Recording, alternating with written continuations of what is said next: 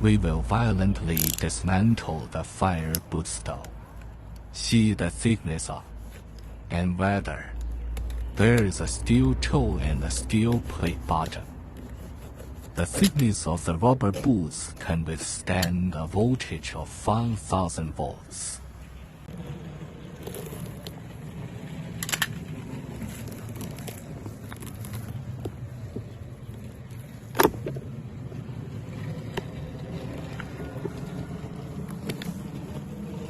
The steel toe can withstand a downward force of up to 2,000 Newton.